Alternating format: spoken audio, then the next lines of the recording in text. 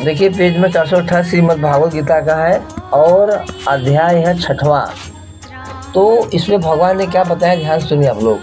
कर्म योगी, ज्ञान योगी, ध्यान योगी, हठ योगी, लय योगी, राजयोगी आदि जितने भी योगी हो सकते हैं, उन सब योगियों में भगवान भक्त को सर्वश्रेष्ठ दर्जा देते हैं। जैसे कि सर्वश्रेष्ठ दर्जा किसका होता है, पीएम का होता है। सीएम होगा जो उसके नीचे है, इनका नहीं। तो सर्वश्रेष्ठ भगवान भी इसी प्रकार अपने भक्त को दर्जा ही सर्वश्रेष्ठ देते हैं।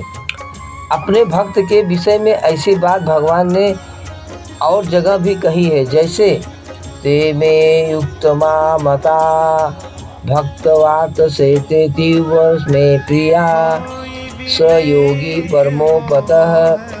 परमात्मा की प्राप्ति के सभी साधनों के भक्त मुख्य है। इतना ही नहीं, सभी साधनों का अंत भक्ति में ही होता है। कर्म योग, ज्ञान योग आदि तो साधन है।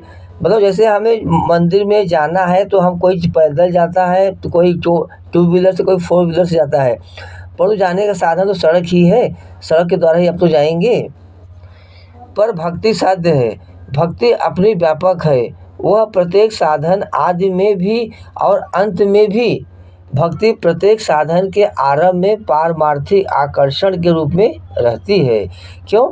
क्योंकि परमात्मा हमेशा अपने भक्त के साथ में रहता है। कोई उसे गाली दे या कुछ भी कहे, भगवान बोलते हैं मैं कभी सहूँगा नहीं।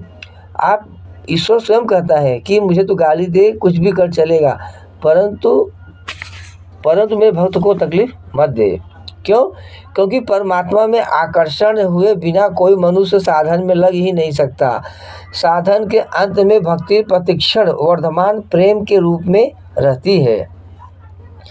मंदक्ति लभते पराम, गीता के 28 और 54 में बताया है।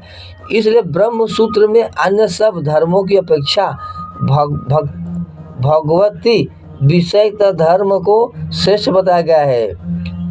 अतसित्यार्योग लिंगाच, प्रस्तुत श्लोक से यह सिद्ध होता है कि भगवान श्री कृष्ण समग्र है और उनकी भक्ति अलौकिक है।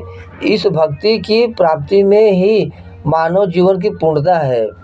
मतलब मनुष्य शरीर ही एक ऐसा शरीर दिया है जिसे हम भक्ति को पा सकते हैं। क्या कुत्ता, उल्लू, चमगादड़, गधा, भैंस, गाय या पा सकते हैं ईश्वर को? नहीं पा सकते हैं। एक मनुष्य ही ऐसा है जो ईश्वर की प्राप्ति कर सकता है।